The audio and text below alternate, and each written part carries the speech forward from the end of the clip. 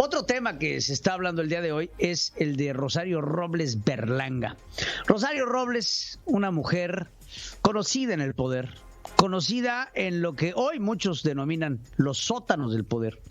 Rosario Robles, una mujer cuya fuerza partidista se hizo en el Partido del Sol Azteca. ¿Al cobijo de quién? Al cobijo de Andrés Manuel López Obrador. Cuando Andrés Manuel López Obrador fue jefe de gobierno del Distrito Federal, Rosario Robles trabajó muy de la mano para el entonces jefe de gobierno, Andrés Manuel, quien decide dejar la jefatura de gobierno para lanzarse por primera vez con el sueño de convertirse en presidente de los y las mexicanos. En ese momento entra a su suplencia Alejandro Encinas, quien después de un breve mandato, en lo que se acababa el sexenio de Andrés Manuel López Obrador frente a la jefatura de gobierno, entra después Rosario Robles Berlanga. Rosario Robles se convierte así en la primer mujer en ser jefa de gobierno, lo que antes era la regencia, que fue la última, la de Óscar Espinosa Villarreal, para después darle el paso a Cuauhtémoc Cárdenas, para después darle el paso a Andrés Manuel López Obrador, después Alejandro Encinas en un interinato y después Rosario Robles Berlanga, quien después le da la estafeta a Marcelo Ebrard Casaubon, de ahí a Miguel Ángel Mancera y de ahí a Claudia Sheinbaum. Esa es la trayectoria que tiene el Distrito Federal. Rosario Robles, cuando llega Enrique Peña Nieto, es tomada como un activo del priismo para buscar un proceso de comunicación con alguna fracción de las izquierdas.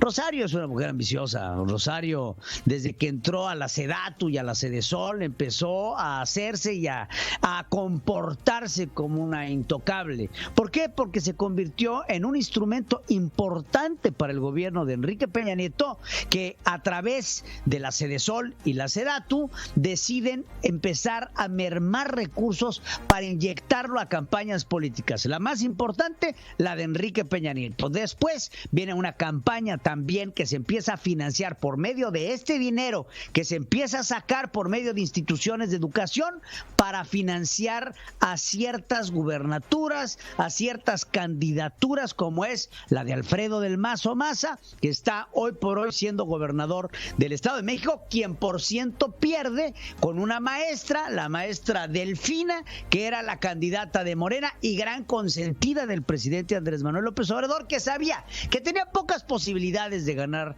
el Estado de México, pero que en Delfina podía tener una aliada incondicional si es que llegaban al triunfo, que el Estado de México sabía que teniendo ahí al grupo Atracomulco no podía ceder. Otras campañas también se financiaron. La de Coahuila también se financió. Había que mantener en el poder lo que restaba del caciquismo de los Moreira. También en Veracruz se tendría que mantener la farsa que se estaba haciendo ahí con este gobernador totalmente sátrapa, Javier Duarte, etcétera, etcétera. La campaña más importante que había que financiar también fue la de José Antonio Meade a la presidencia de la República en el 2018. Meade sabía que tenía pocas posibilidades de ganar. Incluso el mismo nombramiento de José Antonio era una aceptación del gobierno de Enrique Peña Nieto a la pérdida. José Antonio Meade no es priista. José Antonio Meade nunca lo fue. José Antonio Meade trabajó para el priismo, pero nunca se afilió al partido, y tal fue la desesperación del PRI que decidió postular a un hombre no priista a la presidencia de la República. Había ya un pacto entre Enrique Peña Nieto y Andrés Manuel López Obrador para así poder acceder al poder.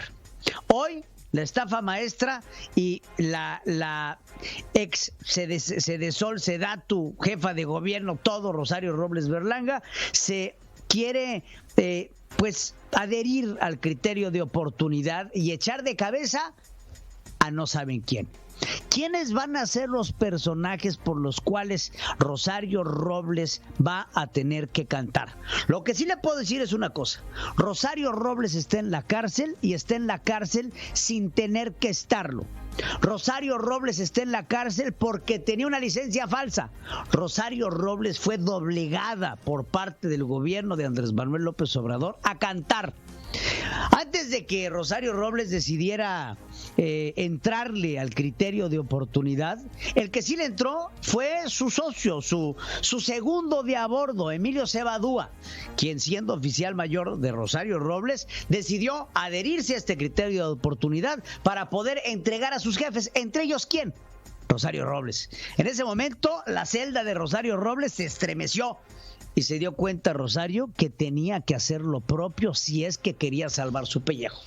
Se empieza a desmoronar el trama dentro de la estafa maestra, que seguramente todos los mexicanos queremos saber qué pasó. ¿A quién van a echar de cabeza? ¿Quiénes serán los responsables?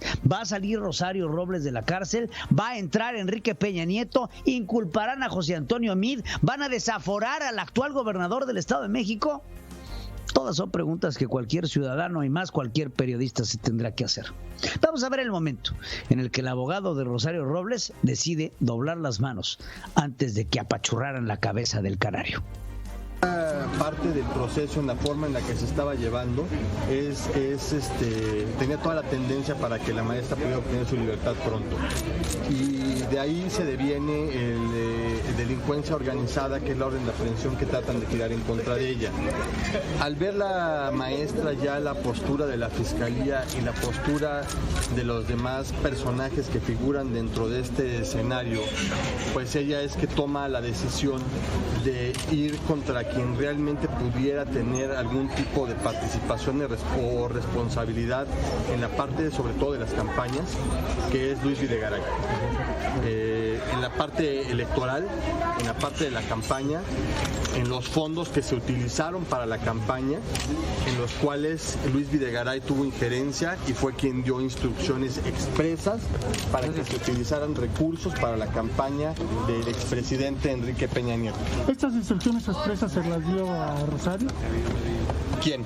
El doctor Videgaray. No, las dio él directamente y todo vendrá ya declarado de acuerdo a las preguntas que haga la Fiscalía General de la República en sus interrogatorios. Abogado, entonces no se descarta que la sede superior jerárquico también se finquen responsabilidades o se busque evidenciar al expresidente Peña. No, al expresidente Peña Nieto no se le va a buscar de ninguna manera porque no hay ningún tipo de vínculo que llegue por parte de la maestra a él.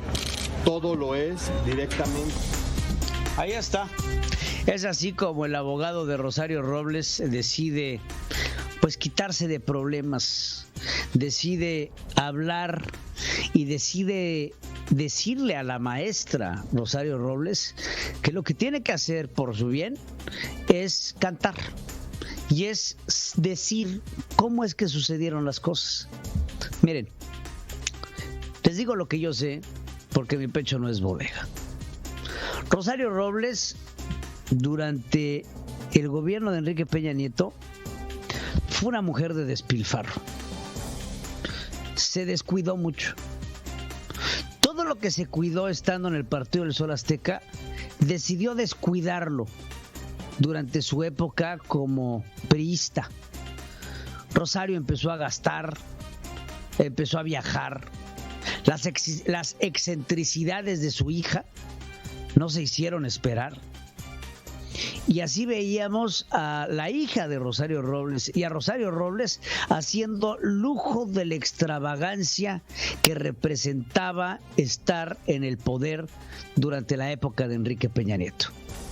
No solamente ella era así, así eran todos los funcionarios públicos de Enrique, absolutamente todos.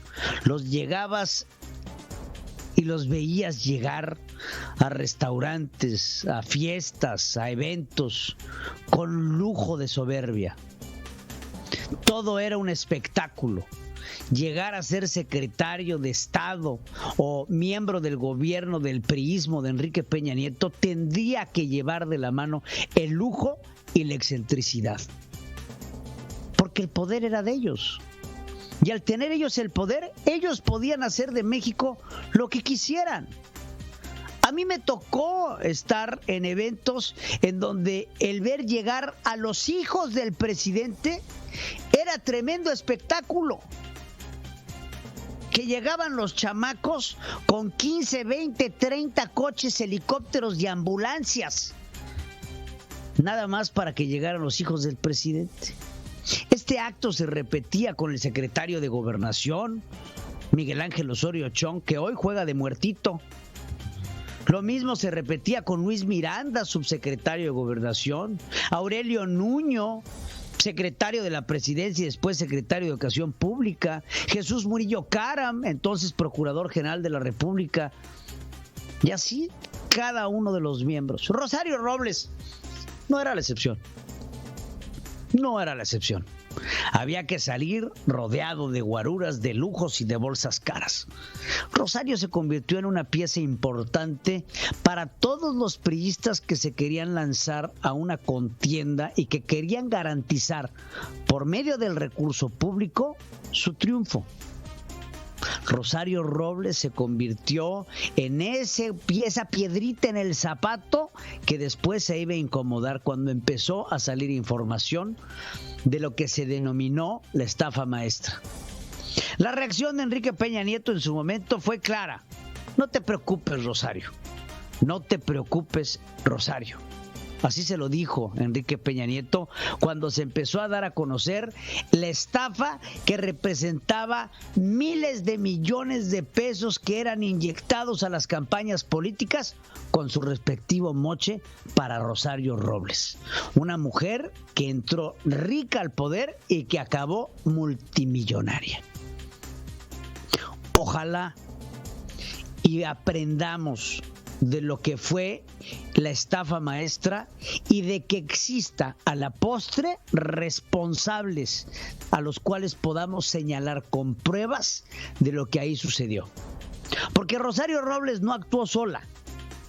Rosario Robles actuó con cómplices en todos los aspectos, en todos los estratos, en todas las universidades, en todas las secretarías de finanzas, en todas las campañas políticas.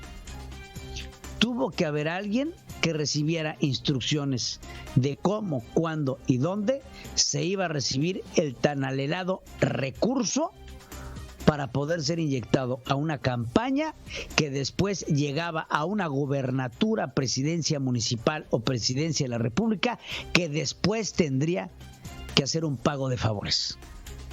Hacemos una pausa. Regresamos. Yo le decía, como también lo ha dicho el presidente Lula da Silva, Rosario, no te preocupes, hay que aguantar porque han empezado las críticas.